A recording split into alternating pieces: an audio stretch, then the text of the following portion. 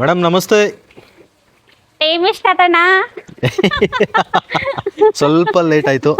ಬನ್ನಿ ಪ್ಲೀಸ್. ಅಬ್ಬಾ ಏನ್ರಿ ಇದು, ಮನೇನಾ ರೆಸಾರ್ಟ್ ಏನಿದು ಸಂಗೀತ ಅವರೇ, ಸಾರಿ ರಾಧಿಕಾ ಅವರೇ? ಸೂಪರ್ ಆಗಿದೆ ರೀ, ನಿಜ ಸೂಪರ್ ಆಗಿದೆ. ಬನ್ನಿ. ಸಖತ್ತಾಗಿದೆ.